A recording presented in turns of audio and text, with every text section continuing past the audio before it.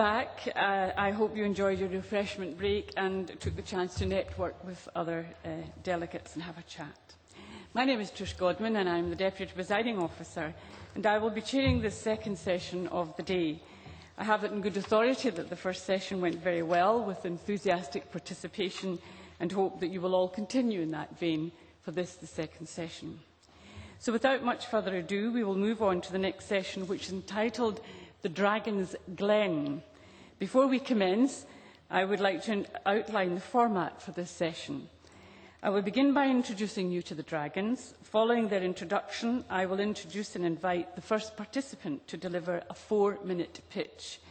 After the pitch has been received, the Dragons will have 2 minutes in which to challenge that pitch.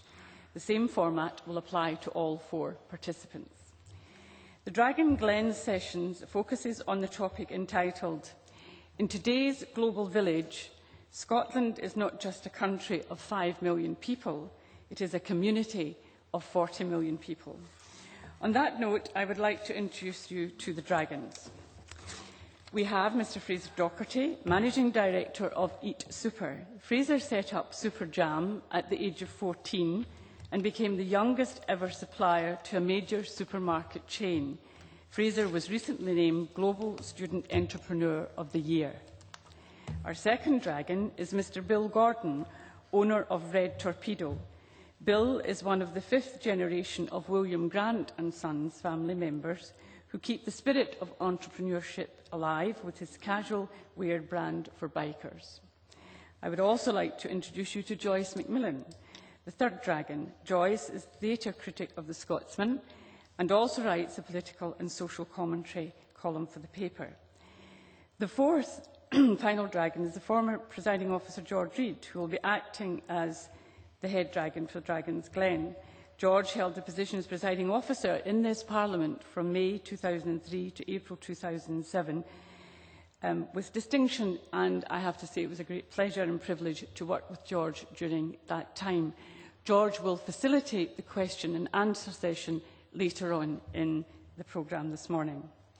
I would now like to introduce our first participant, Professor James Hunter. James is Director of the University of the Highlands and Islands Centre for History.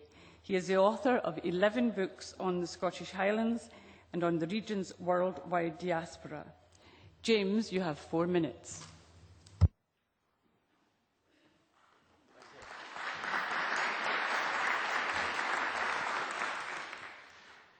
For centuries before St Andrew was allowed to muzzle in, Scotland's patron saint was one of our own people.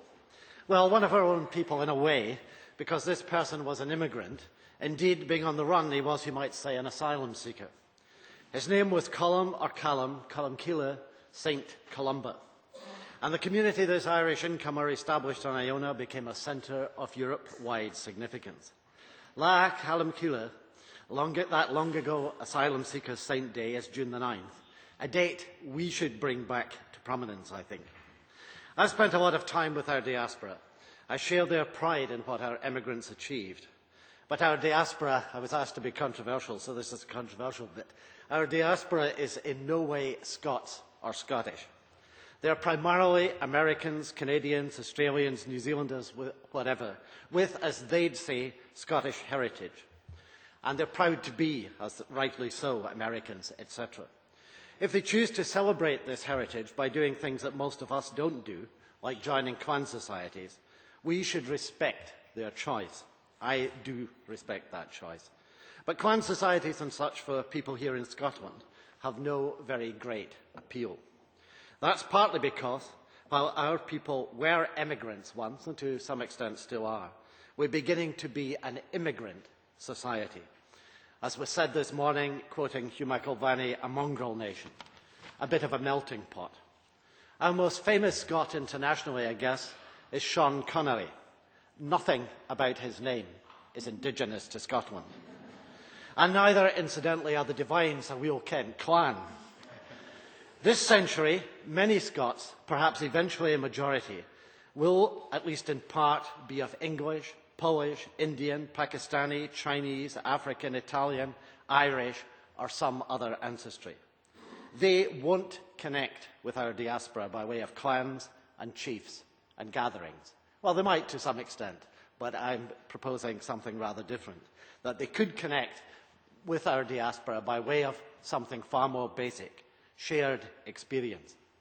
The experience of the economic migrant quitting 20th century Glasgow in poverty, as we heard this morning very often, for Toronto, or coming here today to Scotland from Bucharest.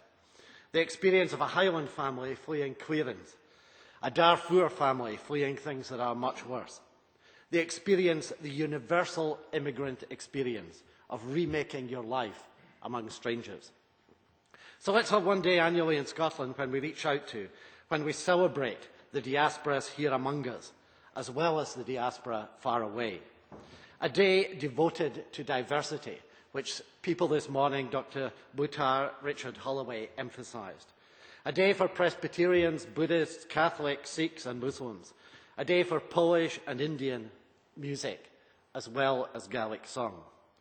A day for trying to get to know a little more about each other, because, to be honest, I don't think we're all that good at that.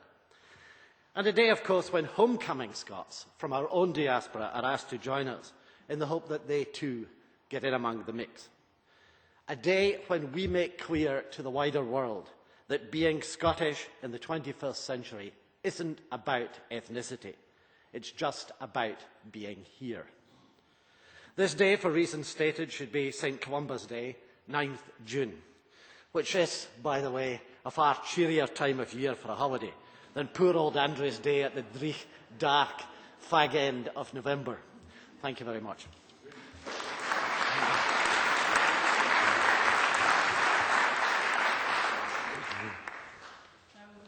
Over to you, Dragons. I would ask you, George, to make sure they all don't talk at once. Thank you. Thank you, George. Well, I agree with about 99% of that, Jim, but the one question that I think certainly people from the tourist industry would ask is, any nation, as it were, can have a pluralist postmodern identity, and certainly I think that's what citizenship should be based on. If you're here, then you're a citizen of Scotland. But the trouble is that it's much easier to market something that is more kind of ethnically, in the widest possible sense of that word, distinctive. In other words, if you're trying to flog Scotland abroad, it is just no use going on about sort of coffee bars and postmodern arts venues and the kind of places that I spend all of my time, because what people recognise instantly as being distinctively Scottish is something much more nostalgic and ethnic, i.e. tartan and glens and things, and clans. Well, I don't think the two are exclusive. I think you can still market Scotland in that way, but I think it's important to get over to the wider world and ourselves that Scotland today in the 21st century is not just that there's far more to Scotland, and that there are far more, that there are people, as was said, of a hugely diverse background here among us. And we ought to be celebrating that fact as well. It's one of the better things, I think, about Scottish nationalism in its widest sense. I don't mean in a narrow political sense. It's one of the better things, I guess, about this institution where we are, that I think most politicians in Scotland do not define. This is actually quite unusual in terms of European nationalism, that we've been spared political parties so far anyway that harp on about defining Scotland in terms of ethnicity. And we've seen, not least in former Yugoslavia and other parts of Europe in very recent times, just the horrible dark road that type of approach can lead to.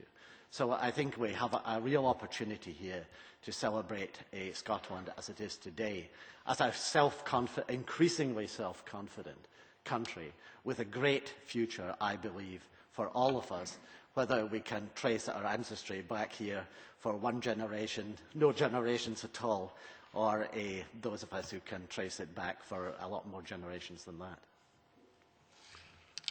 Can I just add another comment? I think the concept is very laudable. My concern is that it's the wrong way round, in the sense that first and foremost, the important thing in any agenda like this is to basically present it from the point of view of who we are now and where we're heading, and have the adjunct the adjunct is our heritage.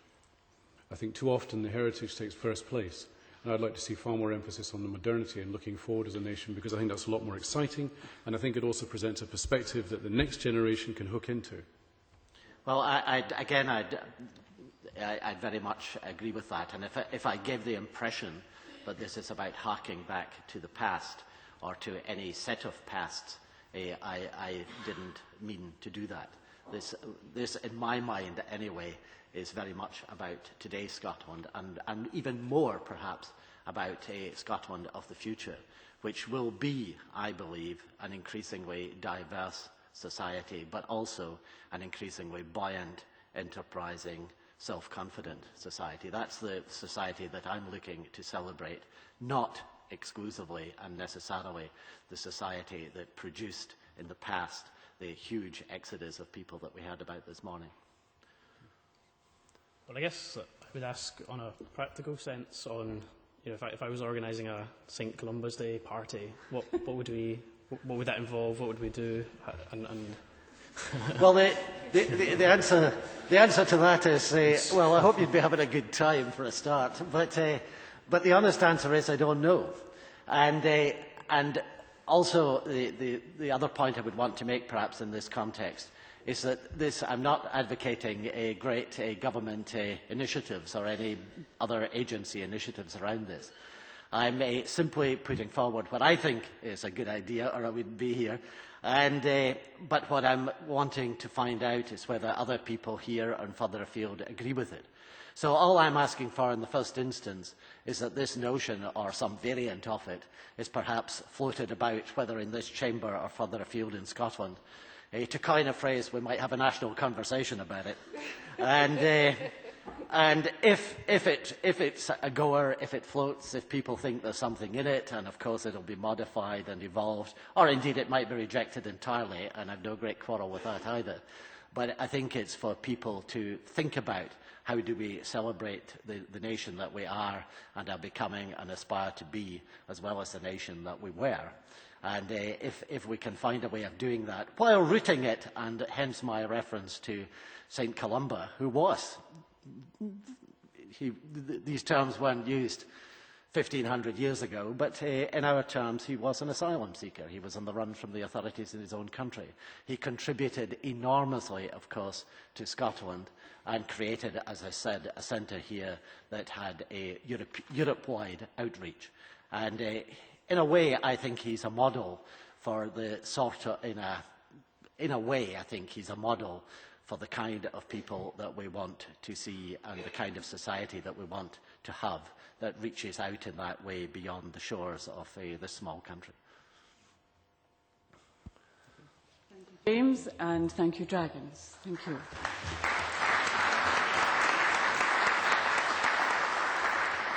May I now introduce to you the second pitcher, who is Gus Noble, President of the Illinois St Andrews Society.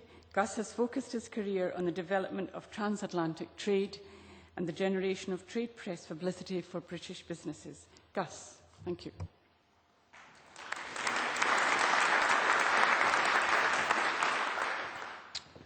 I've been asked to sell a plan to bring together the worldwide community of 40 million Scots into harmony and do it in 5 minutes.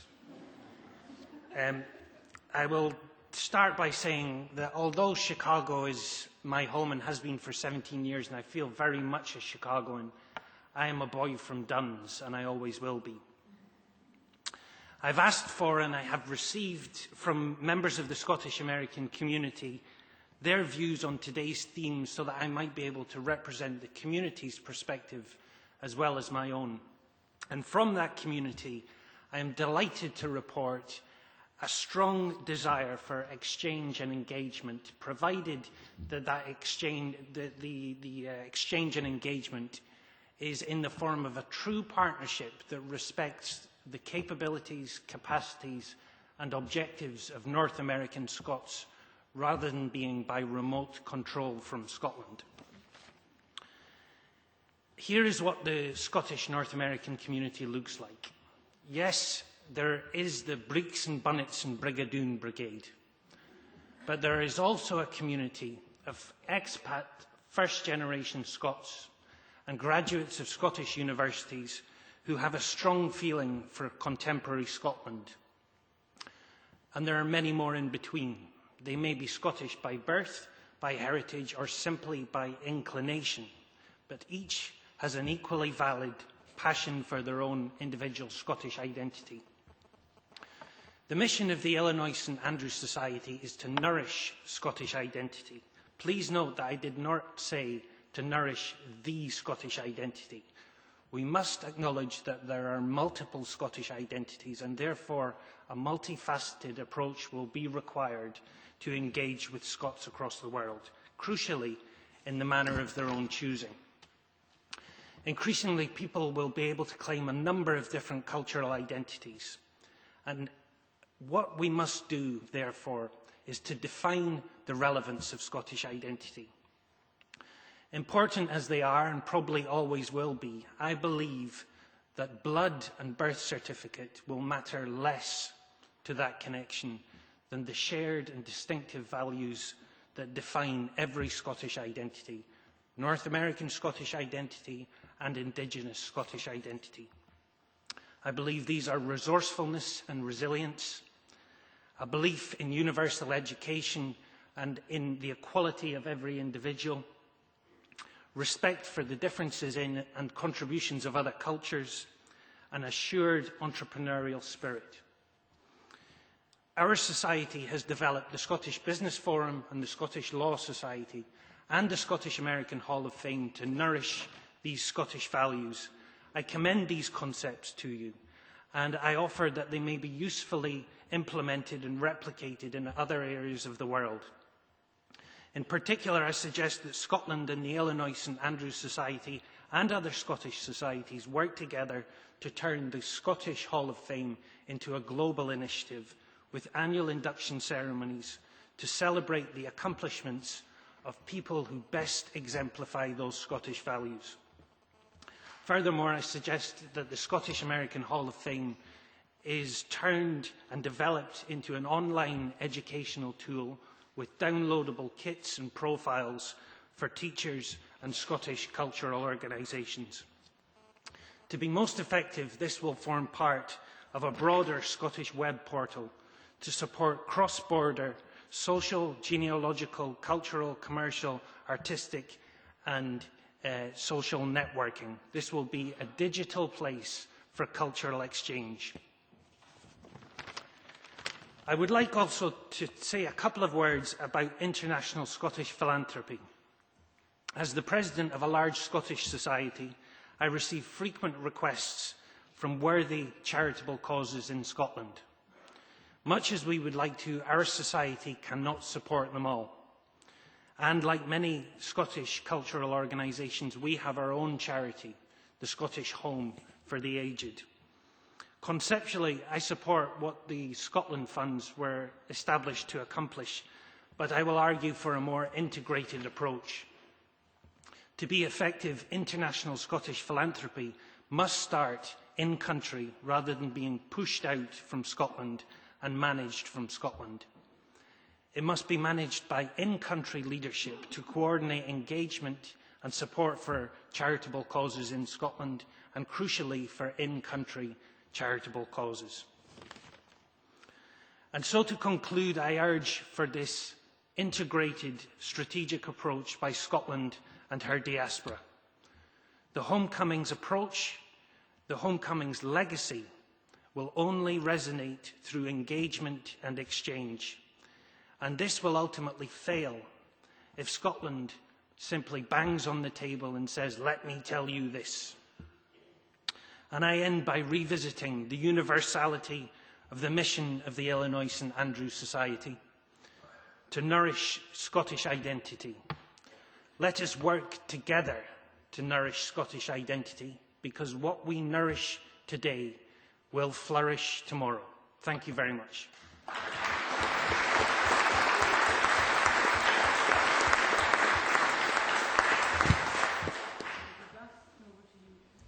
I think I'll go first. Very laudable, a lot of interesting stuff in there. How would you avoid it being politically hijacked? And my second question is, would it be led from the States or led from here? The subject of being politically hijacked, I think we would have to make sure that everything starts in country, that the initiatives would be fully engaging the capacity, the capability and the objectives of in-country Scots first. The government, I think, has to take a role of facilitator rather than being, involved at the front end. And I think by doing that, what we will do is remove the subject of engagement and philanthropy and those things from being contained within a kind of silo mentality. I think they will be freed up, and as I mentioned, people will be able to engage with Scotland, crucially, in the manner of their own choosing. Right. So you'd lead it from the States? We'd lead it from the States if it was in the States, Canada, Australia, wherever. Yeah. Okay. Okay. I see you performing what in the minefields of national identity debate I always think of as the Gordon Brown manoeuvre, which is that you register that sort of ethnic and blood-based ideas of national identity have led down some pretty dark roads, and so you move to to a kind of values-based definition of national identity. Gordon Brown's tried to do this in his debate about British identity, which leads to him committing absurdities, like saying that fairness is a uniquely British value, which is obviously not true. These are the great values, really, of all humanity. You find them in all the great faith traditions. You find them in the constitutions of all nations, and most profoundly stated probably in the Constitution of the United States of America, on which Scots, English people and many other people from many other backgrounds had an influence. So if you're planning, or if you're promoting this idea of the Hall of Fame, which I think it could be a really useful way of introducing young people in particular to ideas about Scottish history and achievement.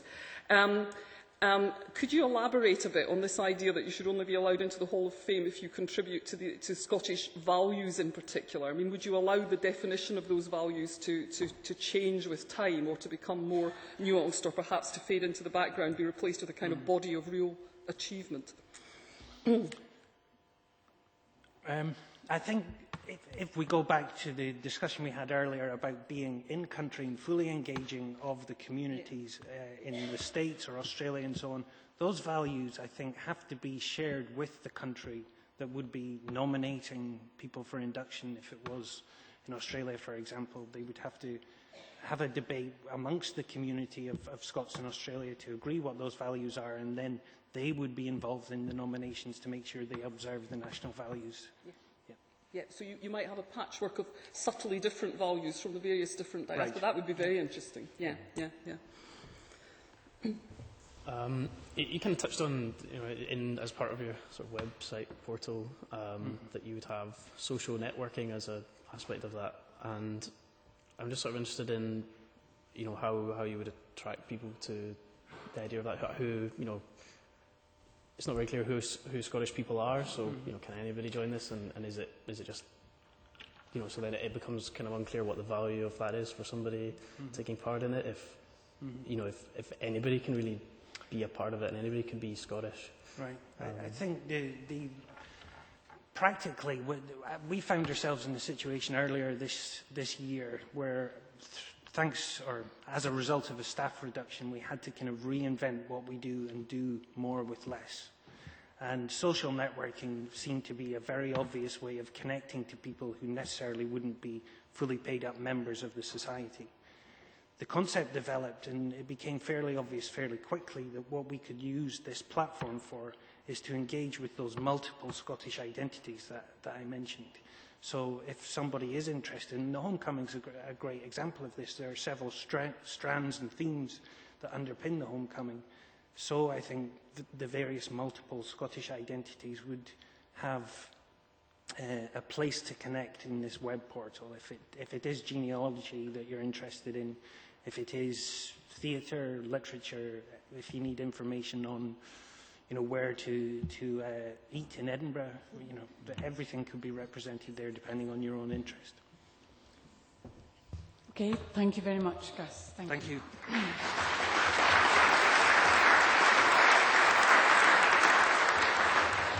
It is now my pleasure to invite our third pitcher, who is Leslie Riddoch, writer, commentator, broadcaster, to deliver her pitch.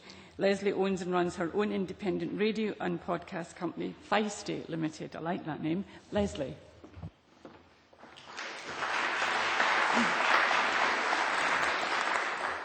Thanks very much. Well, Felcha, Fu Yedian, Willkommen, how's about you? Is that just about getting there? Can I first of all check, can you hear me all right at the back? Grand. Okay, it's always worth checking these things. While I'm checking, how many Gaels are in the house? Right, a couple. How many people in the house are born in Scotland? Okay, you'll be the guys not wearing the kilts then. How many folk are living in Scotland? Right, gosh, we haven't got so many visitors as we thought. How many have Scottish descent? It's, I suppose, just about everybody. Right, and how many would describe themselves as apprentice Scots? Nobody. Nobody is an apprentice, right. I'm an apprentice at this because I, as some of you may know, am more used to being on the side of the microphone that allows me to put questions to other people who try to stand up and persuade you to do things. So the tables are turned on me today, and I'm sure that will be quite amusing for some of you. I've been listening aptly to a lot of the thoughts that have gone by. Louise talked about the importance of technology. Mike Russell talked about virtual networks. Richard was talking and quoting about the dangerous edge of things, and Tom Devine was talking about the impact of the maldistribution of the advantages of industrialisation and empire that drove Scots away, the maldistribution of the ill-gotten goods that drove us away. Well, this is a plan to correct that, and I should warn you, it is ferociously practical. My plan. Much of the pain and the hurt and depopulation that's led to mass immigration and indeed the creation of a diaspora occurred on Scottish islands. Since then, Scottish islands have had a mixed track record with or without oil. They are all facing depopulation. On the other hand, Scottish islands are natural repositories of Scottish, Celtic and indeed Nordic heritage in music, culture, archaeology and language. And really importantly, Scottish islands are not museums, they are centres of life. They are focuses, if you like, hardy nuggets of living heritage. They are the mother lode for Scotland and the 40 million diaspora. Islands are small enough to work together and to focus quickly on new ideas, and I know that. I was the founding trustee of the Isle of Egg Trust, which was the Inner Hebridean island, whose 65 inhabitants made history by buying their island back from a very strange absentee landlord. It took 10 years. It changed the laws of land ownership in Scotland. Most importantly, it led to population growth, kids staying, full employment, bizarrely, and last year, the advent of eggtricity. The island that relied on expensive and dirty diesel is now self-sufficient in renewable energy. That's one island, there are many more, and I've cycled up quite a few of them. So here's a plan to make Scotland home for the entire Scottish diaspora using the massive renewable energy potential of our islands without anyone needing to move an inch. .scot is a new suffix that will be made available to companies and individuals who choose to base their servers and data centres on Scottish islands powered by green, tidal and wave energy. Why? Well, the volume of data is growing almost exponentially across the world. I mean, how many people here surf the internet? How many people are still alive at this point, right? How many people surf the internet? Which might be just about everybody who's of Scottish descent. Every time you do that, you're accessing the equivalent, practically, of as many libraries as you can put together, and that data needs to be stored somewhere. Think about a library too. A library involves trust, knowledge, memory, storage. These, if you like, are values that are taken seriously on places which are living focuses of those things, and that is Scottish Islands. The islands have a lot of advantages when it comes to servers and data centres. They have a cool climate, and for once cool is cool. You need to cool these servers down considerably, and that's why the further north they are, the better they are actually. Vast resources of renewable, regular and predictable energy with the tidal and wave energy that is about to come on tap. Engineering expertise as a backup to set up this new industry in Scotland with all the folk who have been made expert in these things, in IBM, Cisco, in all the various companies that have invested over the years in Scotland. And safety and stability. This matters. Companies want their backup systems and their data to be stored places which are geologically safe and politically safe. The snag for Scottish Islands at the moment, in terms of trying to develop, is that they can't get their green energy out. They're waiting to be connected to a grid that basically doesn't want to know. They are being faced with a pricing regime from Ofgem, which equally doesn't seem to want to know that we have 20% of Europe's renewable potential sitting around our coast. Here's the solution then for the islands. They do need those grid connections, they absolutely do need them, but they need another way of looking at it, less worry about getting energy in, or rather less worry about getting energy out, more concern about getting data in. Now that's different because it's cheaper to lay fibre optic cables than it is to lay power cables, and it's true that power cables lose energy during transmission. So my proposal is that the biggest, most successful companies in the world who want their data stored away from their main operating centres should think about Scotland. Safe in Scotland, safe in Scottish Islands. A safe Scottish home. And that's the world's new renewable domain name, .scot. What do Scottish Islands get? They get jobs, esteem, population, purpose, an international profile. What do islanders get too? They can get free energy with a byproduct of the hot air and hot water from cooling the server racks. They can use power district heating systems. Indeed, if they need to have information about how to run them, they can go to the glorious megalopolis of Wick, where my mother, who is sitting there, comes from, which has managed to run a district heating system off the hot water of Old Pulteney Distillery. What does the diaspora get? The chance to make Scotland home without moving an inch. The chance to trust Scotland with its most precious things, memory and knowledge. The chance to transform Scotland's island economies into viable knowledge-based societies. The chance to benefit directly as that learning is rolled out to wider geographies throughout the world, to other remote but energy-rich diaspora hotspots. Perhaps using the Global Scot network to access that expertise. Leslie, I have to ask you to sum up, please. And perhaps using the fellowship networks that exist and are being set up now between like-named towns like Aberdeen. So there's a lot of possibilities there, and in summing up, I'd like to say Robert Burns spotted them. We're here, after all, to celebrate his anniversary, and his most memorable lyric observes that he can only compare the constancy of his love, which was a kind of questionable thing at times, to something that he thought could never change, till all the seas gang dry, till all the seas gang dry. The Scottish seas will not gang dry, and with your help, they can carry islands forward to a new future. .scot. Thank you.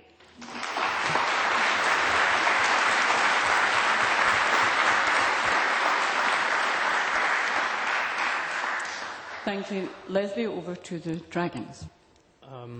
Well, I'm not an expert in servers and all that stuff, but would presumably the closer a server is to its users, the better, the quicker that everything gets travelled around? And no, some people are shaking their heads. No, I don't know. I can't make you out very well, Fraser. Actually, sorry. Can you say that again? I can't hear you so my well. question is the closer the data centres are to their users, is that a major factor in deciding where you build them? No, it's not. I mean, quite the opposite. There's a lot. In fact, Google are looking to try and establish servers and data centres already at the Penton Firth.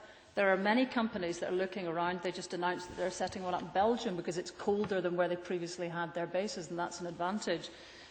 There's a huge movement of servers away from the base because, after all, you're trying to kind of also back up your information. So, no, that doesn't seem to be a factor. There is a fibre optic cable, 2 of them, running across the Atlantic, through the Faroe Islands. And recently, a fibre optic cable was put down from the Faroes through Orkney and Shetland to Scotland. So it's there. The infrastructure is there. We just need to use it. Okay. I have a major problem with this, and that is a lack of one-to-one contact. I think, it's fine. We're growing up in an age where, sadly, I've got 2 kids, an 18-year-old and a 14-year-old, and they use their computers and their phones as a means of keeping in touch with their friends, which is fantastic. But the bottom line is, with something like this, where it's a living, evolving being, one-to-one contact is really vital to really make the thing happen, because you can't communicate, with real passion about your distinctive assets, if you like, and a distinctive personality and character and the magnetism across a table that draws someone into your world over a computer. Yeah, I'd quite grant you that.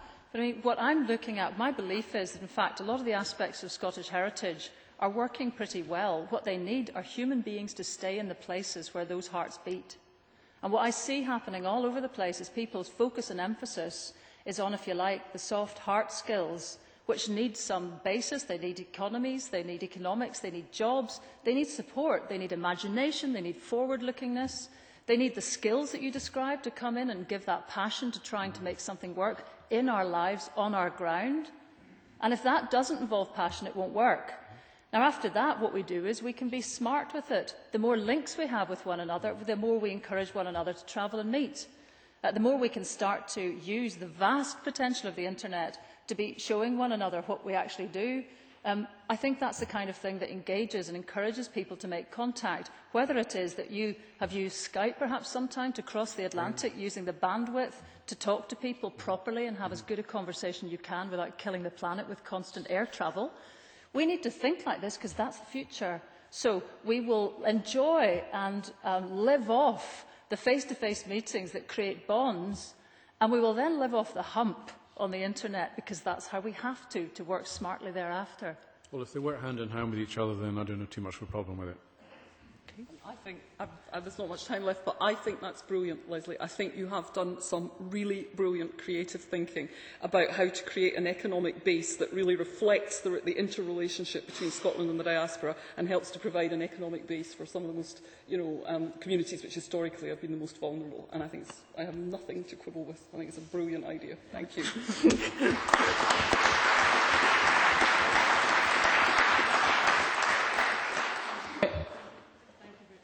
Thank you very much, Leslie. I would now like to introduce and invite Mr. Alan McFarlane to deliver his pitch to the Dragons. Alan is the Managing Director of Walter Scott Investments. Alan.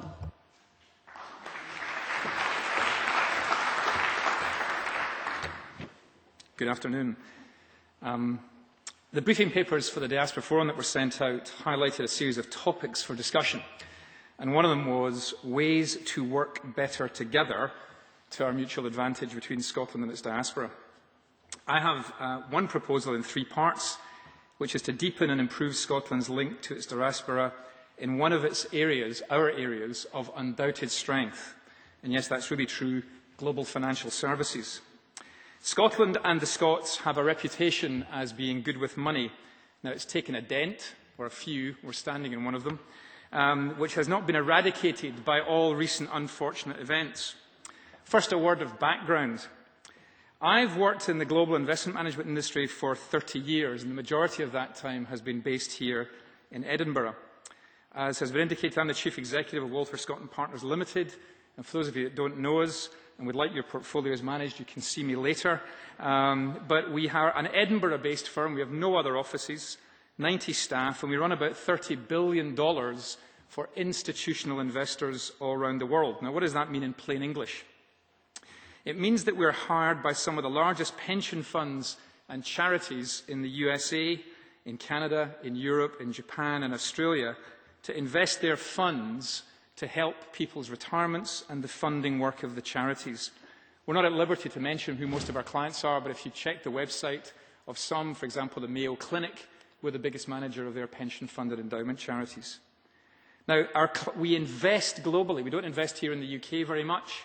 And we have no clients from Scotland.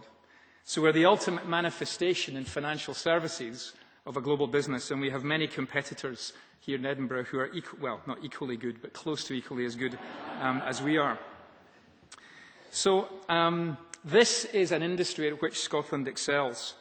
Now, these mandates are highly competitive. The lady from Australia, I've pitched for accounts in Collins Street in Australia in both ways, via a Qantas jet and via Videolink as well. And we've won those mandates against the best and the brightest from America, from New York, from London, or elsewhere. But in that industry, Scotland excels, and it has a reputation. Now, I'm going to say something which may be contentious, but I hope it's not.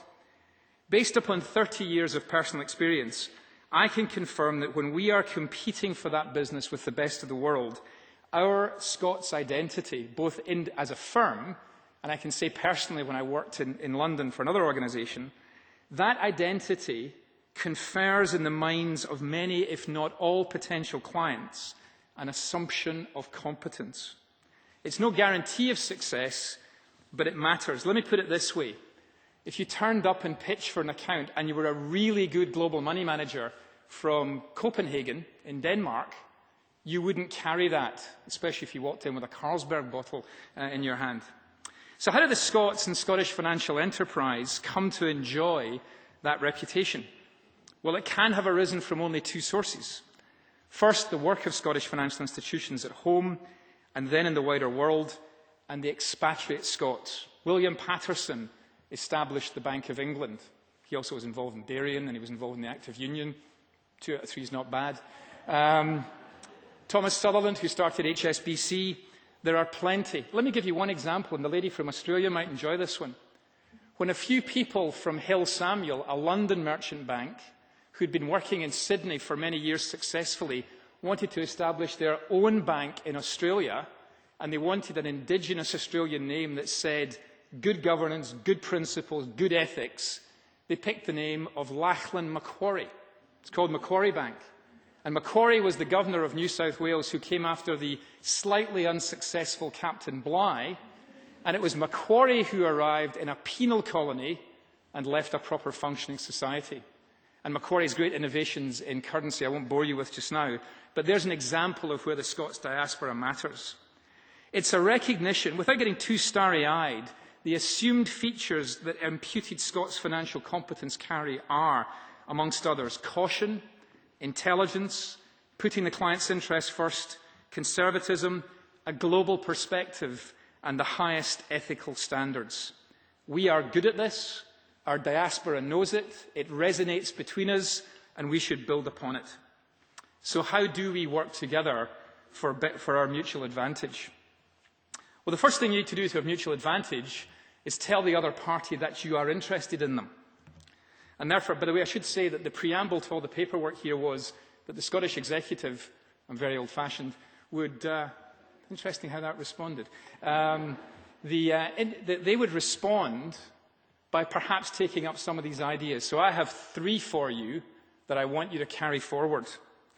Number 1, support the work of Tom Devine's Centre for Diaspora Studies and oblige him in supporting it, that part of it is a deep understanding that will be taught in Scotland and worldwide about our contribution to the global financial services industry. Secondly, and this is not the same as the leaflet on your table, the Scottish Government took an initiative in 2009 to launch the Saltire Scholarships, aimed at foreign postgraduate students undertaking master's degrees at universities in Scotland. The scheme is administered by the British Council and provides a one-off payment of £2,000, postgraduate master's degree. It's been a huge success in its first year. 1,165 applicants, 200 awards made. But get this, the scheme is specific. To get that money, you have to be a postgraduate from Canada, the USA, India, or China. You feel offended, Australia? I wonder why. I suggest that at the end of the 2-year preliminary, that the Scottish Executive/Government continues that for at least 5 years and calls it the Diaspora Scholarship. Given that we've already selected 4 countries, those terribly needy people in Canada and America, and the few in China and India... You should be thinking of summing up. I will very quickly. Thank you, ma'am. The principle of selection is set and we should follow it through. Finally, this will take me just a moment. We have 20 universities, at least 10 of them in Edinburgh, in Scotland rather, 10 of them have business schools offering undergraduate degrees and MBAs. None of them springs to mind as in the first rank of the world's great financial business schools. Via the Scottish Funding Council, the Scottish Government should state to our universities that its goal is to have at least one business school in Scotland that is unquestionably recognised as amongst the very best in the world, with a focus upon global finance and investment. The Adam Smith School of Global Finance has a ring, don't you think? Or maybe Trump, or maybe something else if they'll sponsor it. To encourage this, the Government and SFC should tell these business schools that in 3 years' time, the weakest schools' funding will be removed and distributed to the other 9 until we get down to the ones that really win. And if any of you think this is a little harsh, these are not medical faculties, they are business schools taught to teach competition. Thank you.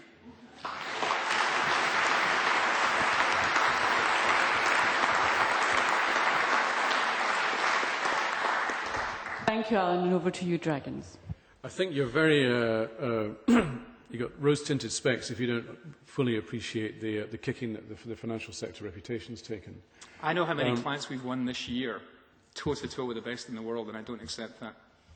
We can rebuild it. It's maybe kicked, it may be bruised, but it is still alive, and it's one of our greatest assets. But do you believe it will be rebuilt from within, or do you believe it will be rebuilt with funding coming from China, India, and other developing nations? All funding comes from China and India and other developing nations. We live in a global economy. I'm not talking about where the money comes from. I'm talking about that imputation of competence that those of us involved in it carry with us. And if we can see further, it is because we stand on the shoulders of giants like Sutherland, like Patterson, like the founders of the investment trust industry here in Edinburgh. So what I'm talking about is not dealing with the funding. That's the private sector will have to work that out. What I'm dealing with is the education and the message to the diaspora that we want to be amongst the best at global financial education. And 10 strikes me that it doesn't cut it, especially when not one of them is a world-class place yet. We have world-class medicine. We should have a world-class business school focusing on finance and investment. And I bet you that one person who sat in your chair not an hour ago probably thinks much the same as this and would like to aspire to it. Fine, compete for the money. I'm not asking to increase the budget. I'm just saying reallocate it and shoot the winded. Okay. Okay.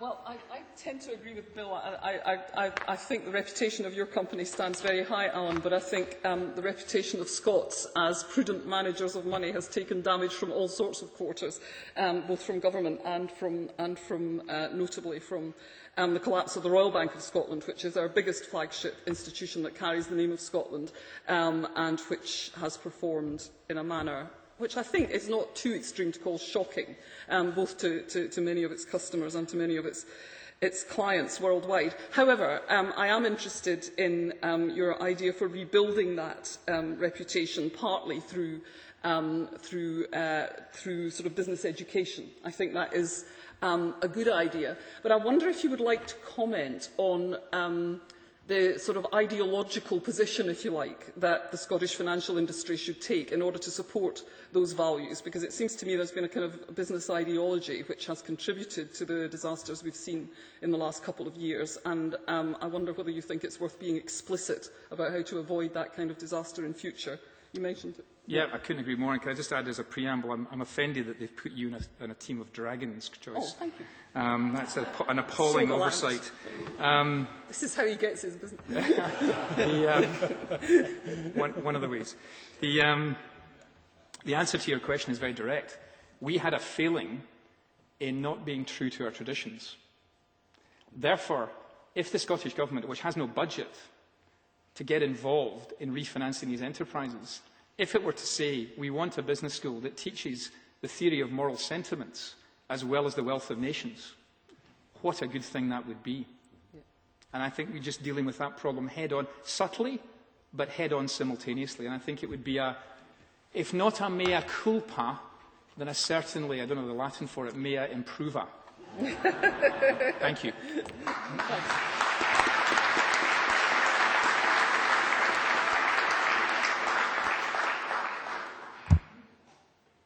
It is now my pleasure to introduce and invite our fifth and final speaker, Mr James Naughty.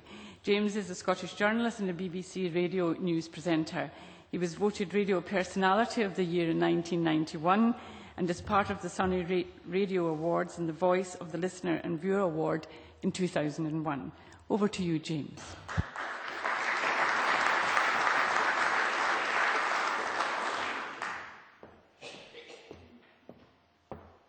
Thank you very much.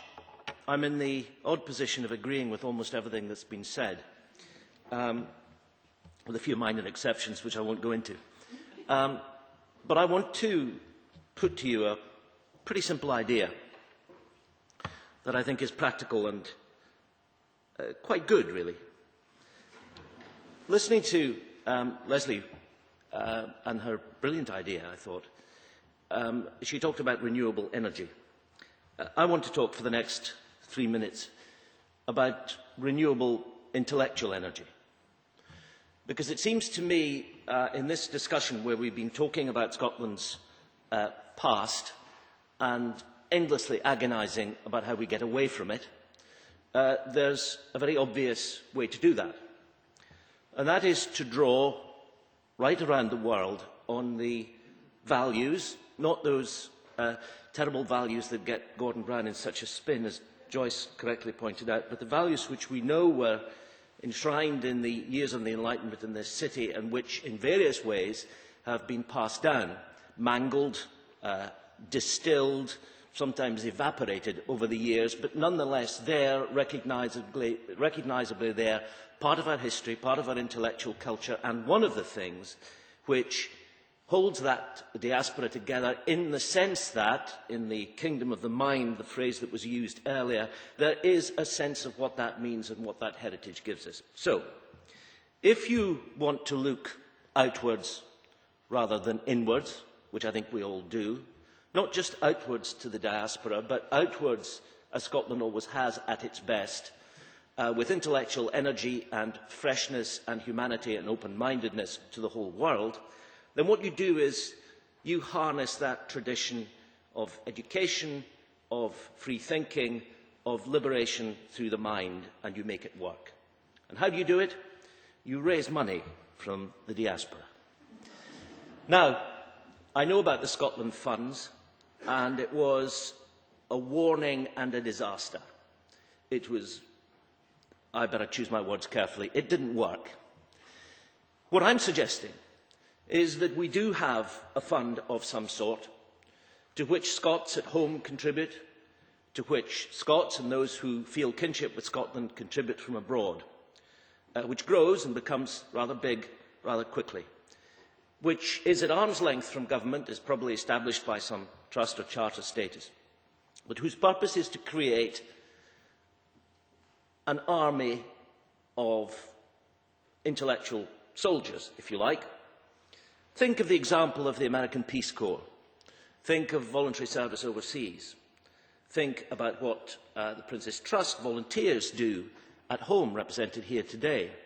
These are examples of how idealism can become extraordinarily practical very quickly. If we could build up a fund which was contributed to by Scottish organisations, by Scots individually abroad, by Scots at home and by institutions, we could create some sort of model which would allow young Scots leaving school, perhaps between school and university, even after university, to participate in some kind of volunteer programme which would take them abroad. I agree that the Saltire Fund bringing people in here is a stunning success to judge by its first enterprises, and it should be expanded, just as you suggested, Alan. I think it's a wonderful thing. I'm talking about something the other way. And I envisage young Scots going abroad, particularly to small countries, to perhaps teach, to deal with the building of fledgling democracies, in some kind of programme to be organised here at home with the support of Scots around the world, which somehow represents the best pieces of our history in looking outwards to the world. And that, above all, creates a sense of idealism. This has many advantages. One, it would bring back into education at home some of that which Tom talked about being missing, something with which I profoundly agree, and which has been mentioned by various people. It would give a sense of purpose in difficult times to young people. And it would be absolutely in keeping with our heritage, our intellectual history, and that spirit in Scotland, which does mean that so many people still want to be part of that kingdom of the mind. What it would be called, I don't know. How it would be organised, I don't know, except it wouldn't be by government ministers of whichever party. But it seems to me if we could create and maintain some kind of outfit of that sort, whose purpose was to send young Scots overseas and then to come home, we would do what Scotland has always done at its best, which is to take our intellectual energy, our idealism, our beliefs and our hard work to people who could benefit from it, and at the same time to bring it back home to benefit Scotland afterwards. It seems to me that that would be a worthy purpose for this country, the community here.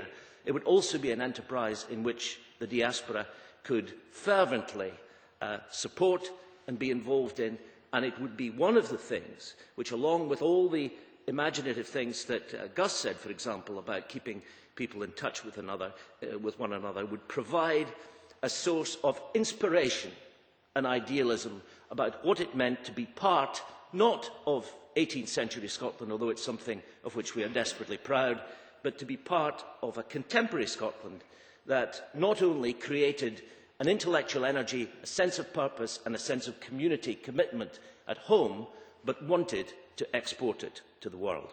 Thank you very much.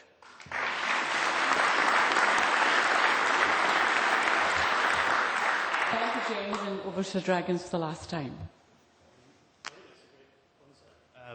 I kind of look at all of my friends from university and people who've had a wonderful education that's been completely free and paid for by everybody here, and a lot of them have gone for a year abroad to Tokyo or wherever, and have finished their education, found that they've been educated at such a high level that they haven't been able to find opportunities here, and they've all left. And so I think this country has spent a huge amount of money giving them a wonderful education, and in the way that you've suggested, and particularly when they've been exposed to countries abroad and the opportunities that there are abroad, they've left, and I'm not sure what benefit that has for Scotland. Well, it does seem to me, Fraser, that there's a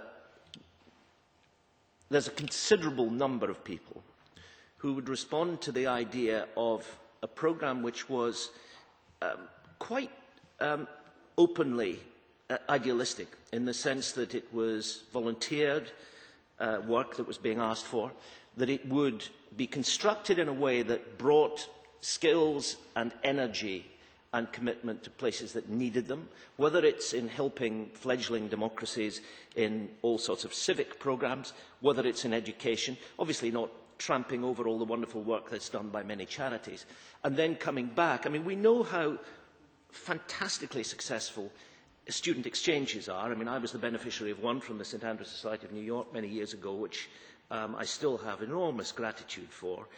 People do this in many different ways, and we know, I mean, I'm a commissioner of the Marshall Fund, which was set up after the Second World War, bringing American students of extraordinarily high quality to the UK, and it's a fantastic success, and the network of experiences that can be shared there in a formal education, postgraduate setting, is invaluable. It seems to me that there is something we could do on top of all the wonderful programmes that are already that would produce that, not in a formal education setting, but in the setting of an experience of the world, and that's really what I'm trying to get to. It's kind of enlightenment core. Exactly. Jim? Yeah. Exactly. I mean, it's very good. It's a lovely idea, and it's Diaspora actually core. it's a great kind of brand idea for Exactly. 21st century Scotland, because it carries those great things from the past forward into the future. I slightly share the concern about the number of young Scots who leave, but I wonder if you, as a Scot who yourself has made your main career outside Scotland, or for the last few years anyway, would agree with me that you can't afford to think like that. You have to invest in your young people and let them choose. I mean, you can't and lock if them you're up. the kind of country that does that, then other people will come to you and you get the exchange. You can't lock them up.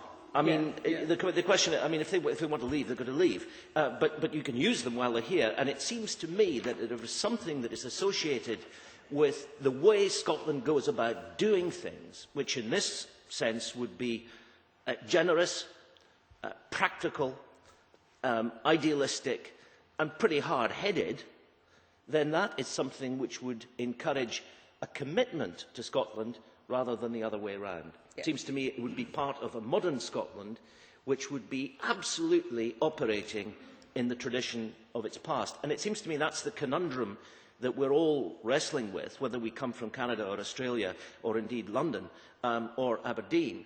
And it's this, that of course we are attracted for all sorts of reasons to our past and proud of the roots that nourish us. At the same time, we're desperately worried about being caught in a web of the past and not being able to escape it. And it seems to me the way to do that is to create a future that draws on the best of our past and refreshes it. And as I say, creates, in a phrase I just thought of a few minutes ago, renewable intellectual energy. Thank you very much.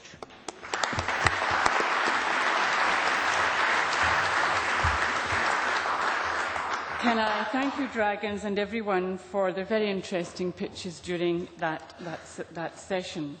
The forum now will be opened up to a question and answer session, and as I said, will be facilitated by the former presiding officer, George Reid. Before I hand over to George, however, I would like to remind delegates of the format of this session. For those in the gallery, please note that we have a handheld microphone, so please allow us time to get to you to ask your questions.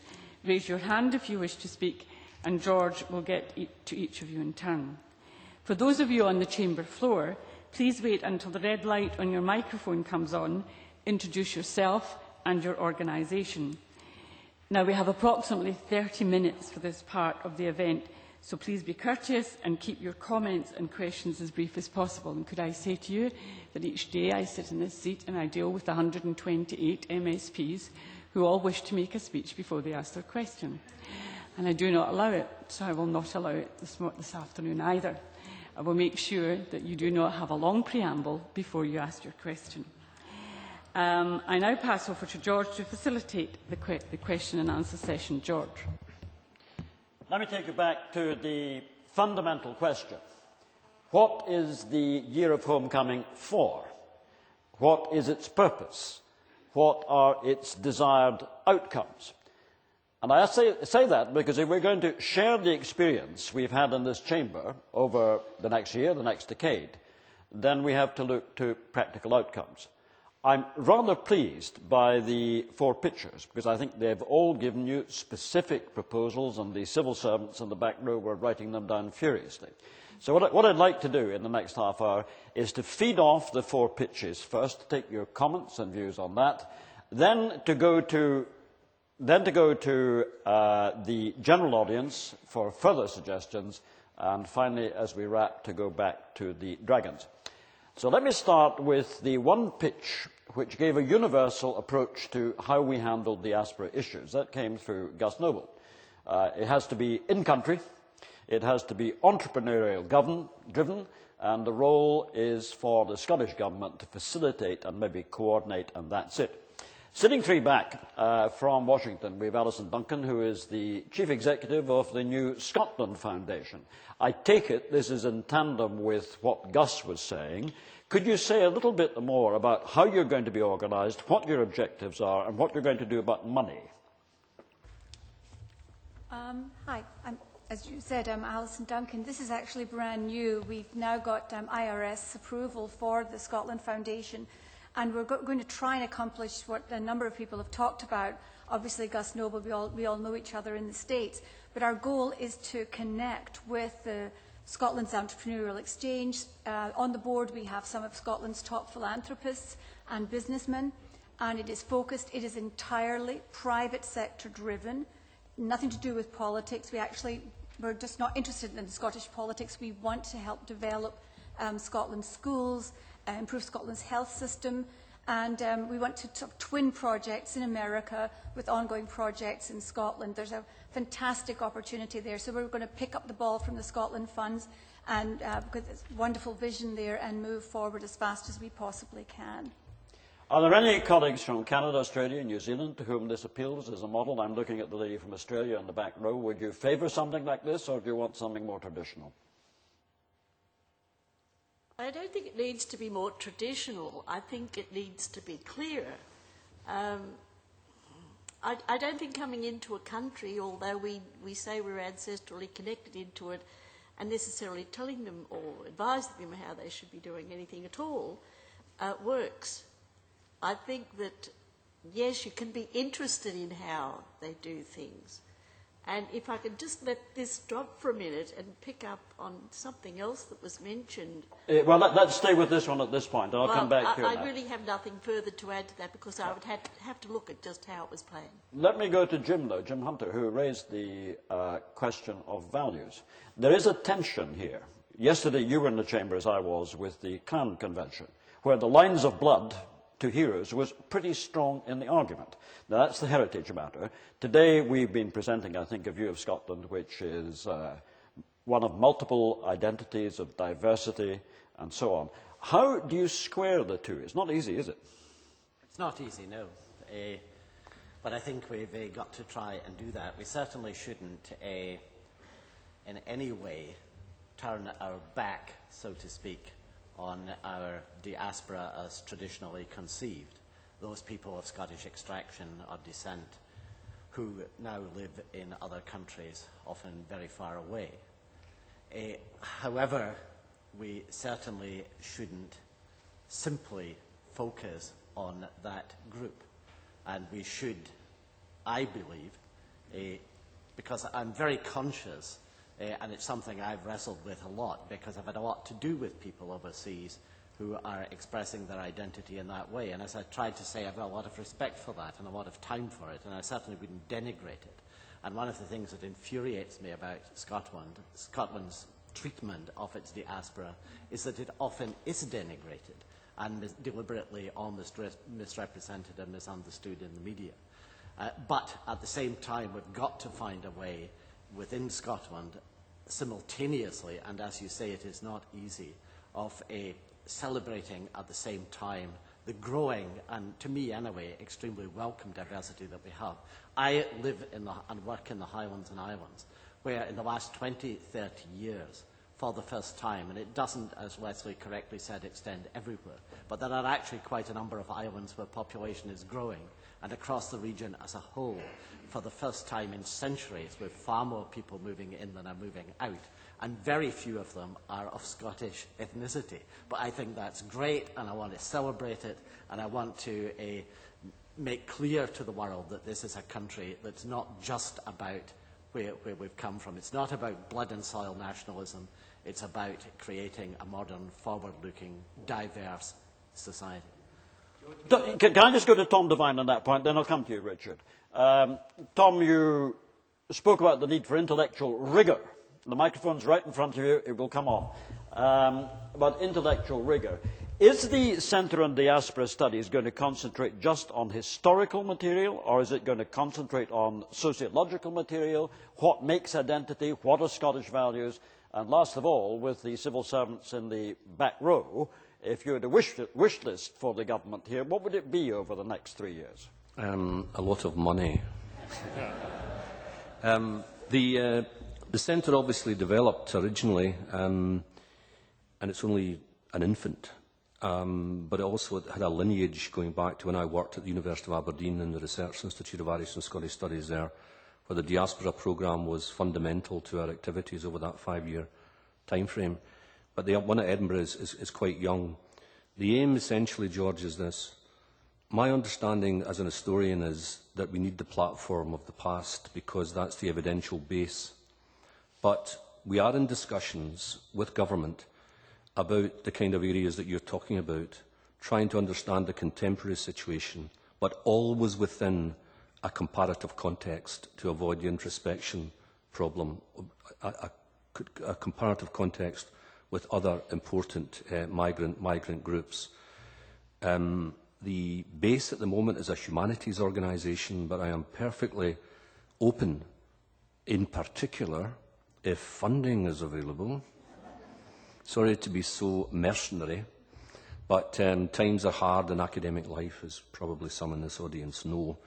I'm perfectly open and willing and, in fact, enthusiastic about mounting on the basis of that humanities or historical platform a social science base, because we can't understand the things, at least in an academic sense, we've been talking about today, unless we have sociologists and indeed anthropologists on board.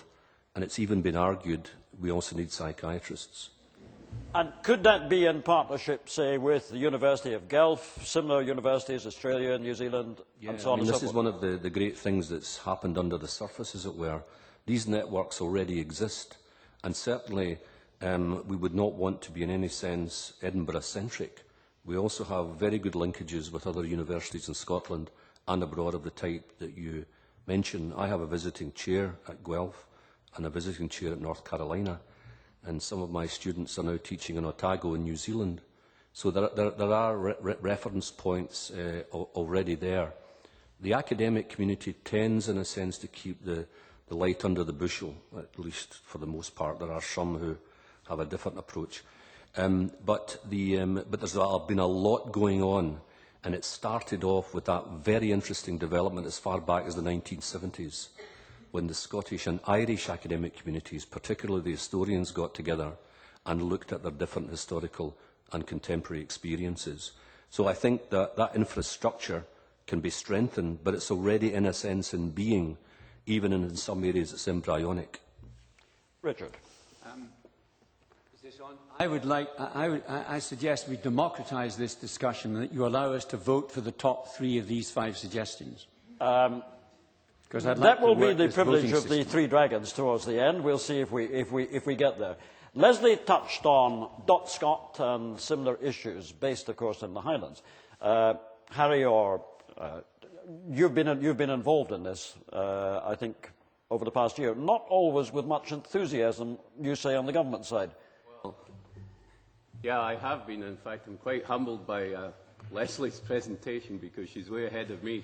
To say that my thinking's preliminary would be to exaggerate it.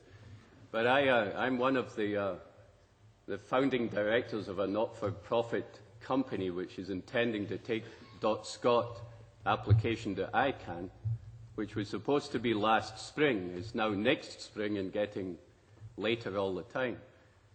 My vision for it, insofar as I had one, was closer to Gus's, I think, which was it's a community and cultural domain name, as opposed to an official country domain name like .ca for Canada.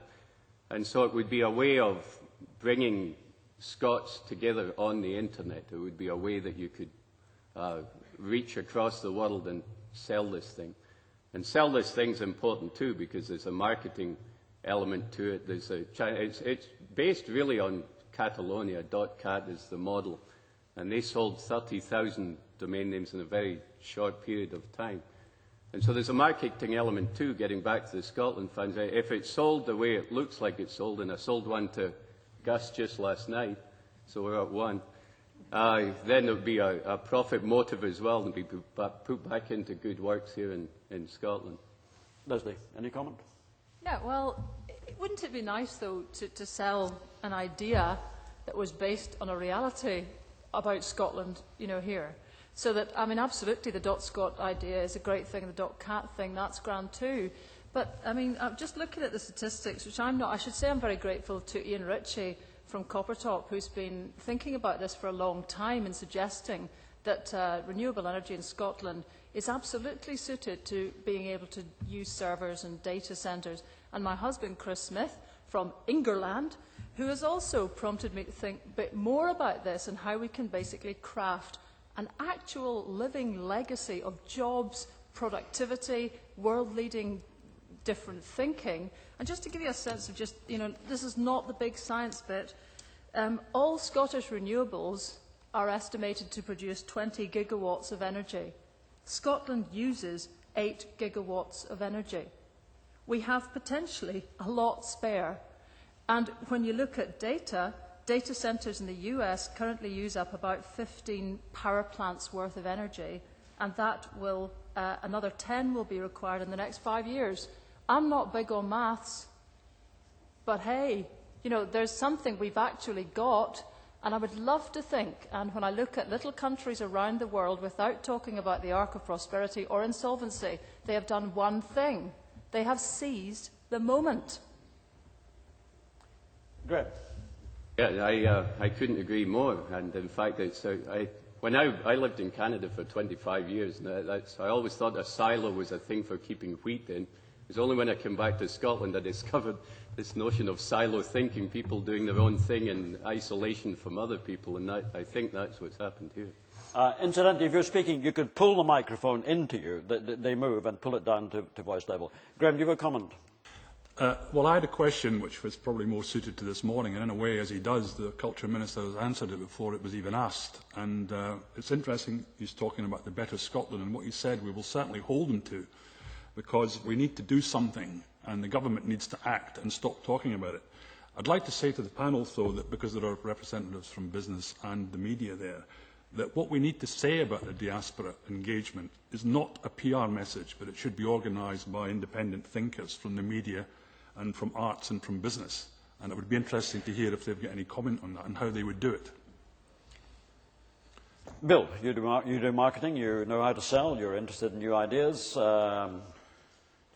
Not a governmental approach, an independent PR approach. Well, I think that sometimes they just need to be careful that PR is sort of given the tar brush of all huff and puff. I think when it's managed effectively, and I have to say that I do like the idea of that Gus Noble put forward, that it's very much from the ground roots up the way, and it is also from the outside looking in. I think potentially we could have the bones of a very good model there that could be applied to other parts of the diaspora and other parts of the world. If anybody wants to chip in at any point, just raise your hand. Yes, sir. Second back row. And if you could give your name, please. Sure. My name is Gary Kildare and I work for the IBM Corporation. And I think the panelists will be congratulated on their suggestions and proposals. But one of the points I did want to ask was, it seems to me that there are connections between several of the proposals. When I look at what was suggested by James Naughty, by Alan McFarlane, by Gus Noble, and indeed the Dot Scott concept, my apologies on the extra day's vacation, perhaps we should be thinking in this year of diaspora and homecoming to be a little bit more ambitious and aspirational as Scots. Think about how we could actually connect some of those ideas together and actually go out and chase some of them a little more aggressively. Well, I don't speak for the government. My understanding is a full note will be taken of all proposals in this meeting. It will be published on the government website, maybe on Pan Alba as well. We expect that would open discussion strings. And the process, therefore, of engaging in what's discussed here today is not just being taken forward by the government itself. It's open to everybody here to contribute into the future, and indeed people from overseas. Let me move on, because two of our panellists dealt specifically with scholarship, with travel. And sitting in the second back row, I think I'm right, we have 5 Saltire Foundation internees, is that the right word, who have spent some time in the States and maybe elsewhere. In the middle, I think you were in New York, weren't you? Did you feel you were an ambassador for Scotland? And how did you feel Scotland was being presented in New York City? I absolutely did feel like an ambassador for Scotland, and I think over in New York there's a real strong Scottish community over there. People were really proud that they had even distant relatives who came from Scotland eventually at some point. So yeah, there's definitely a lot of... And what was their perception of us? Were you surprised by it? I was quite surprised. The person that I was working with was a global Scot, so I expected everyone to have the impression that they were all senior business people in their companies. But people do think that Scottish people don't have TVs and things like, just silly things like that. But yeah. What was your experience? I think you were in Boston, weren't you? Yes. You can pull the microphone into you a little bit, that's it. Yeah, there was a lot of people that had connections back in Scotland from Boston. And I had the same sort of experience. I was asked if English was my first language quite a lot of the time. So and the question was, what did you say? Well, could speak better English than they could. So. The others, I don't know where the three boys have been. How did you find perceptions of Scotland? And listening to Fraser, is there any danger, having had a taste of overseas, that you're going to say bye-bye Scotland? Sure. I found, like, pretty much what the girls said, most people had this very kind of romanticised, nostalgic idea of Scotland. It was all very kind of the tartan, the iron brew, all that kind of thing.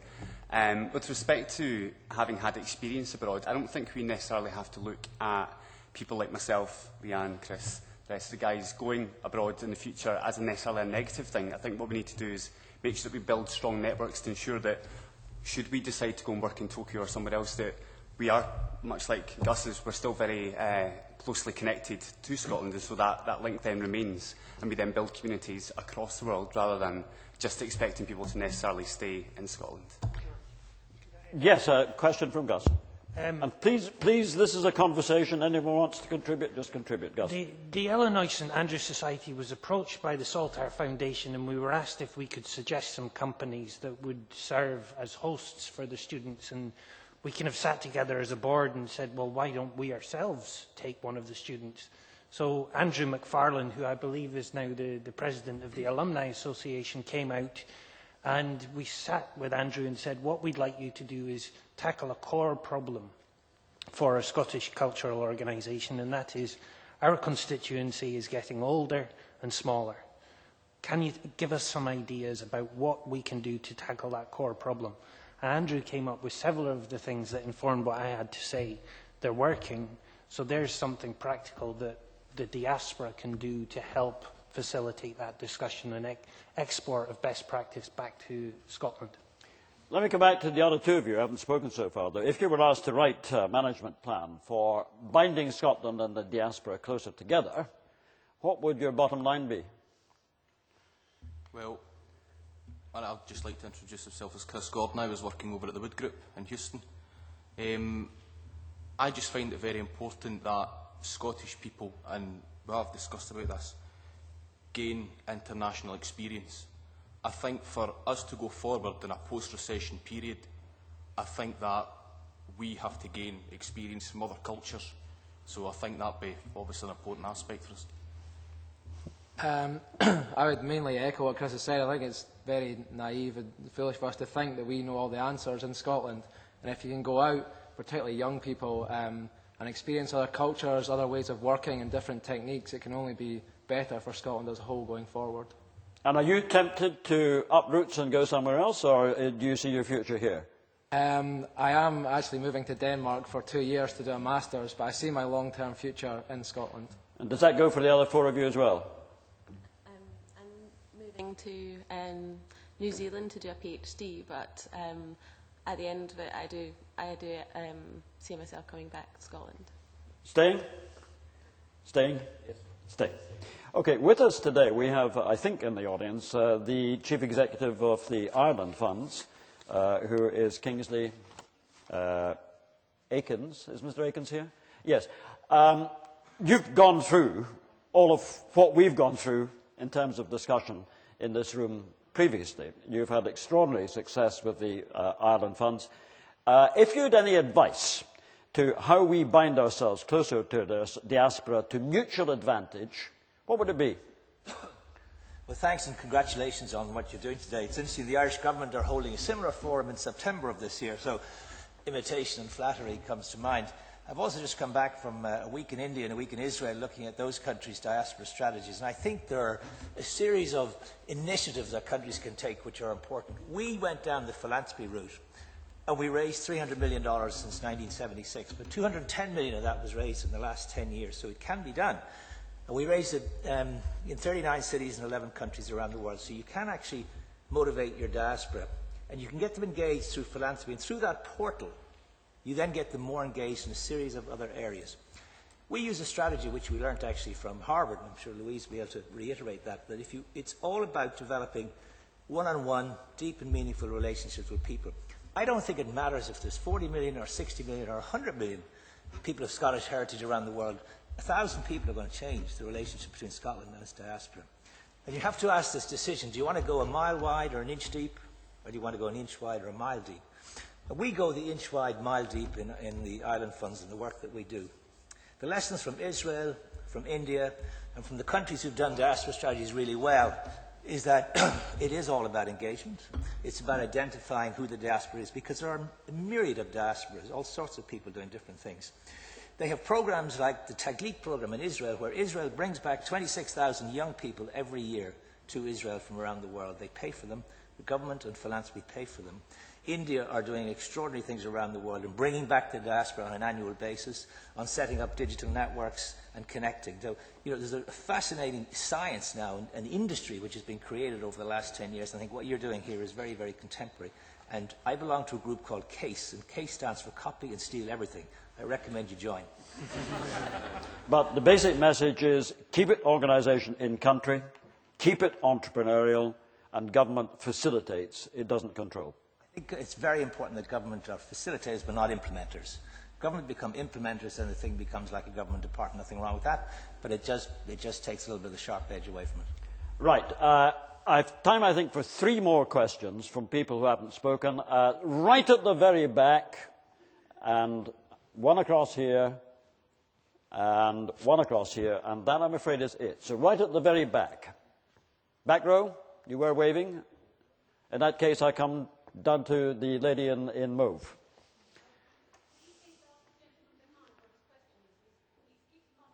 Yes. I'm going to him next.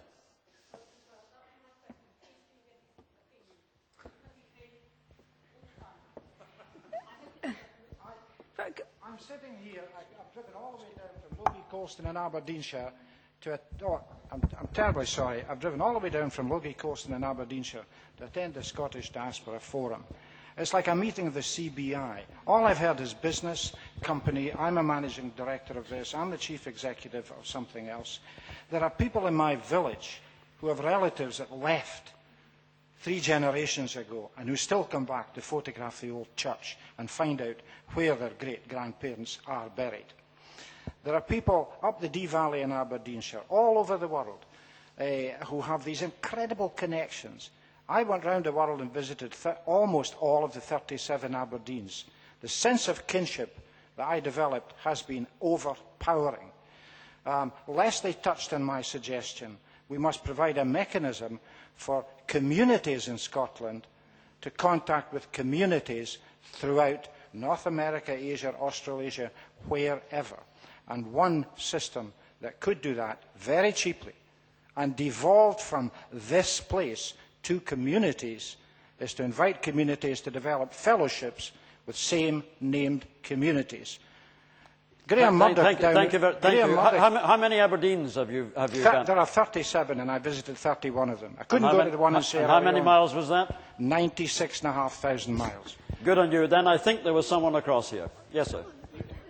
I would like to say that my name is Fred Bissett, and I'm the 96th president of the St. Andrews Society of the State of New York, which is 253 years old. And I can tell you the scholarship program that we have really works, because at our 250th just a couple of years ago, we had the delight of having one of our graduates. We've had 153 since 53 years ago. One of them was James Naughty. It was very special to have James here today and to hear your words, James. And I really believe that Alan McFarlane is onto something too. The feeling of being a Scot does really hit home when you are out of another land, visiting with people, trying to impress them with your skills. And I've seen that and competed with some of these fellows from America. It's not that easy. But this has been a wonderful day and a half, and we're an example, I think, of this whole thing. My father was from Fraserburgh, up by that gentleman who's visited all the Aberdeens. And my wife is a Swede, and we have 5 kids, and they all speak Swedish and French. So we're kind of along the line of what you're trying to do with your education program. Our kids went to Cornell and to the University of Florida and the University of Vermont. 3 of them are married, but I'll tell you what, I'm still paying for the universities. And I think that what we ought to do is perhaps consider becoming Irish, because your fundraising, sir, is astonishing. And because I did intend to take the lady in mauve, now's your moment, and you have the very last word from the floor. Thank you. My name's Anne Shivas. I'm from Edinburgh. I'm the president of the Scottish Club of the Twin States. That's Vermont and New Hampshire and the United States. I'm also spent 11 years living in Israel. I'm an Israeli citizen, so I feel I've got quite a lot of experience of the diaspora. My question was whether Scotland could provide some kind of a portal to the Scottish societies across the world to help them work with their members and contacts and Scotland. And my question would be, who would be the appropriate group to do that, to provide that portal? I think that, I mean, obviously a lot of initiative has to come from the societies worldwide, but I do think some kind of organisation, which needn't be a huge person or a centre-based organisation, could be provided that would make those connections. Thank you. I think the government portals do that to a very significant extent. I think there will be much more practical material coming out on websites in the future on how to organise a burn supper, so on and so forth. And I think there's due recognition that the databases are not maintained and updated quite as regularly as they should be, but that is learned. We're out of time, folks. We've had 5 very solid proposals from the 5 pitchers. Do you want to grade them? Joyce. Grade them, give them star ratings. Star They're ratings. all worth at least 4 or 5 stars. I think Leslie's idea is a really brilliant seizing the moment kind of business idea, but I mean it's better than a business idea. It captures It has that quality of all the best ideas, that it captures the reality of the moment. I listened to a radio programme about this issue of the amount of power used by computer servers, the heat that they generate, and how expensive it is increasingly to run them in big cities, particularly in places like California, where there is a lot of pressure on power supplies. And I think that actually, at a practical level, this is a brilliant idea. At a structural community level, it could be a fantabulous thing for coastal communities in Scotland. So I really think that's a practical idea that needs pursuing. All of the ideas around education and the support of young people, which would be involved in Gus's ideas, Jim's idea, and to some extent Alan's idea, I think should be brought together into a lot of real thinking about what we're doing with our education system at the moment, the opportunities we can take, and how we can build on the sort of international links. And then finally, the St Columba Day idea, I just love, and I remember the energy that was generated between Scotland and Ireland around the Columba, was it the 9th centenary a few years. That was wonderful, and I absolutely think that would be an absolutely fabulous idea. And if I can just say one last thing, which is that someone was talking about how this could be framed, I think it was you, Graham, in a way that wouldn't just be about being hijacked by various political programmes and so on. And I do think that the important thing about the conversation between any nation and its diaspora is that it should be seen as a dialogue, a description, an accumulation of very diverse experience, rather than some doomed attempt at definition, narrowing, stereotyping, or just marketing on that superficial level. Good marketing, yes, but what you are marketing is a debate and an ongoing dialogue, not a fixed image and a stereotype. Fraser, what grabbed you of the pitches? Well, all the ideas grabbed me. They were all great, and I hope they all move forward in some way. But for me, kind of looking at all the people I know who've left Scotland and who are, people who maybe would like to come back but haven't. The reason that they've left and that they can't come back is because of a lack of opportunity. And I think that the greatest way to create that opportunity is to focus on the areas where Scotland has a long-term competitive advantage, and two of those things are in renewable energies and finance. And I think that any ideas that contribute to those areas are worthwhile. Bill, you're an entrepreneur. You're used to taking risks. Which of the ideas grabbed you? Well, the one that really grabbed me, I have to say, was Gus's idea, because I think what I really liked about it was the outside looking in. It was also very much rooted in sort of a practical external perspective that hooked into, and this is a key issue that's come out of all the discussions today, is that we cannot assume from here what constitutes a diaspora member in China, Russia, India, whatever. They're all different. There are cultural differences as well. And I think if that model could be worked up into something that was practical, that was also absolutely bang on the button in terms of really getting some kind of dialogue, and I totally agree with Joyce, this is all about starting dialogue, but making sure the dialogue is engaging and meaningful, then that really grabbed me as well. Its simplicity was fantastic too. I love the St Columba's idea. I think there's something also just there's a real sort of depth in there, but we just need to try and modernise it and make sure that it absolutely grabs the people. Because one of the things that's going through my head all the time is we are now, but our kids are the future. And already at my age, with an 18 and 14-year-old, the number of times I get that look that basically says, so you think you're cool? Unfortunately not. I love Leslie's idea. I mean, one of the things I kept thinking about that is what happened to Finland with Nokia. Nokia was basically a cable-making company, and they realised there were orders are drying up, so what's happening? And one of their area managers came and said, this is what's happening. Bingo, you look where they are now. And it is now perceived as one of the most modern, forthcoming countries in Europe.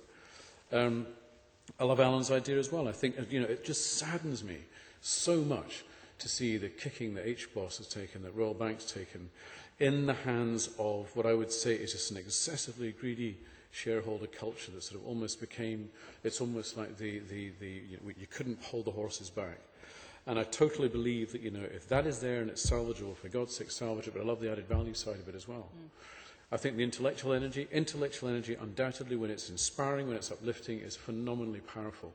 Dangerous is how do you then convert it into so that it doesn't become like a sort of a windbag, keeping it alive and freshening up all the time. But hey, thanks very much. It's been a real experience and a total honour. Thanks to all of you.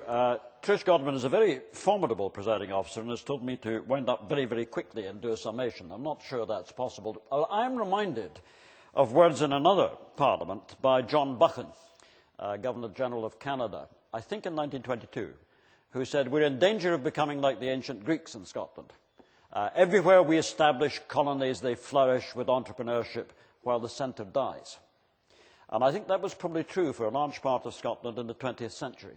The vast deindustrialisation in the 60s and 70s and part of the 80s, the Scottish cringe, the lack of self-confidence. And probably the important thing for our foreign guests to take back is since the establishment of this Parliament 10 years ago, there is a new spirit, a new song in the land. There is a return of self-confidence. There's a view that Scotland should stretch out in its true global links as it has done in time past.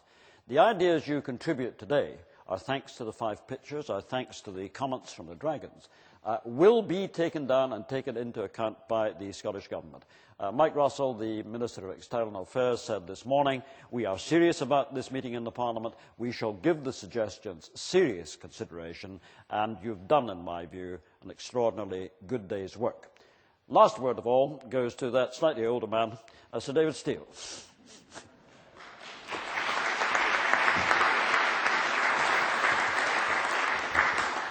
Thank you, George, for that generous introduction. I was speaking earlier about the experience of going around the world talking at Scottish events. I remember in Nairobi at the Caledonian Society dinner, the British High Commissioner, His Excellency, spoke before me, and he said, ladies and gentlemen, when I spoke at this dinner last year, I plagiarised some of David Steele's jokes. Tonight he's here to plagiarise them himself. And the one which always goes down well is to define the 4 nations that make up these British Isles. There's us Scots, and we keep the Sabbath and anything else we can lay our hands on. You've got the Welsh, who pray on their knees and on their neighbours, the Irish, who don't know quite what they want, but they're prepared to fight for it, and the English, who claim to be a self-made nation, thus relieving the Almighty of a terrible responsibility. Now, that is the opposite of the Scottish cringe. We like to think that we are somehow superior to everybody else. I hope this Diaspora Forum will make a lasting contribution to the homecoming, and that the homecoming itself will leave a lasting contribution to the diaspora. It would be a great mistake if at the end of this year we simply shut up shop and went back to what we did before. Let's hope that the Diaspora Forum, the homecoming, will move on forward, and that we're not just celebrating 250 years since the birth of Robert Burns. We can look forward in 2 years' time to the bicentenary of the building of Abbotsford and the celebration of all that Walter Scott contributed to world literature. But my final task is simply to express a vote of thanks, first of all to the presiding officer and deputy presiding officer, and to the parliamentary staff, without whom this event simply could not have taken place, and also to the sponsors. There's no such thing as a free lunch, and we have been very well supported by the public sector, the Scottish Government, Scottish Enterprise and Homecoming Scotland, but also by the private sector, who made substantial contributions, not just in food and drink, but Walkers and Glenfiddich, and we thank them. And last and not least, the McGregor Consultancy, who put this whole event together. So let's thank them and hope that this has left a real lasting impression for the future of Scotland.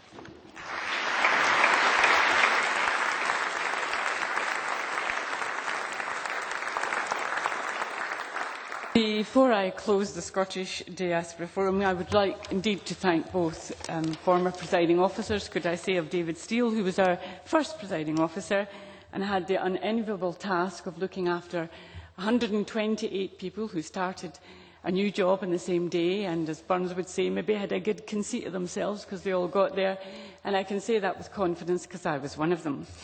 Finally, ladies and gentlemen, I would like to thank you for your attendance and enthusiastic participation in the Scottish Diaspora Forum event. I would also like to take this opportunity to express my thanks to the panellists from session 1 and to the Dragons and panellists from the Dragons Glen. I hope you've had an enjoyable time, and I wish you a very good weekend and hope that the weather keeps up, although I suspect it won't. I would invite you, when you're leaving the chamber, to listen to the instructions given by the event staff, but those of you who are remaining for lunch, would you please leave by that door? And can I thank you all again very much. Thank you, and good morning or good afternoon.